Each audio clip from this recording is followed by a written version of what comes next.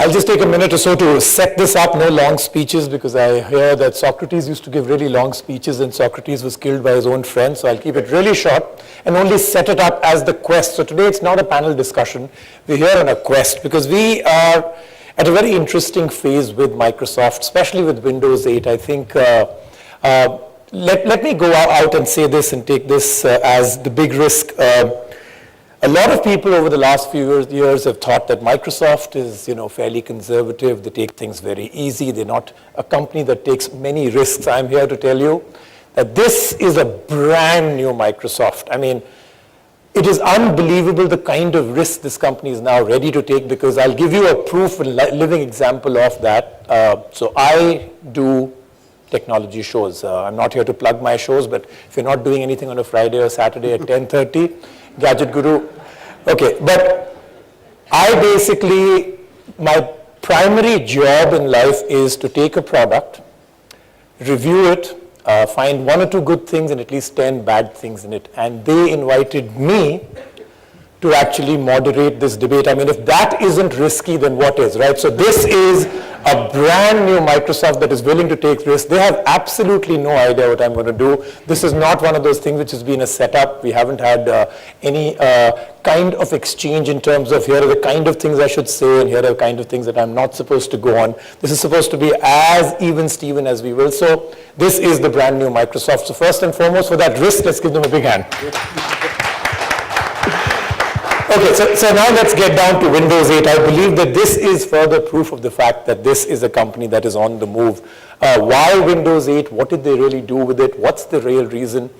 I believe that this is a great product, and offline we were just having a conversation that even in our reviews we said that this is a great product. So that's one good part that Microsoft has got to the side. Imagine if Windows 8 itself was clunky, not nice. This would be a tough one to then pull off. So first, let's say Windows 8, for everything that they wanted to get out for, I personally believe, in my reviews have said that it's a great product. But I also have looked at it only in terms of a consumer. I've never looked at it from the enterprise viewpoint. And there are so many things in Windows 8 that for enterprise may have various question marks. And the quest today is exactly that. I am not going to be part of this panel. I'm going to be part of you because I'm going to play devil's advocate. I'm going to ask every tough question and I'd like you to do the same. This is a panel that will have a lot of answers for you and what you do. Because if you really look at it, they've got customers from 3 completely different categories. I mean, you couldn't have got a better panel. And of course, if you have noticed, this is Microsoft again playing risky. They've got 3 versus 2. Right? So again, this is not a numbered panel that is actually skewing to one side. So it's a 3 versus 2, but then all of you must join in. So we'll keep it interactive. If you have a question right in the middle of a statement that has been made out here, just raise your hand. We'll take the question right in the middle. Let's not do the fuddy-duddy way of only taking questions at the end.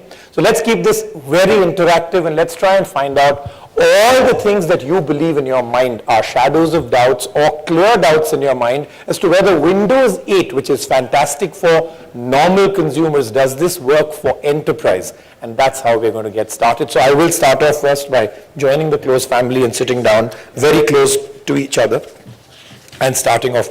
And I'm going to start off from, we'll start off with all the problems that I believe people may come up with as this is Windows 8, and I'm going to start off the first one with you. I know I should go to the consumers and to your customers, but I'll start off with you. Right. So let's start off with, for the corporates, where's that damn start button? Well, like you said, this is a bold new Microsoft, right. And what we've seen through research and what consumers and end users really want is to get to things faster.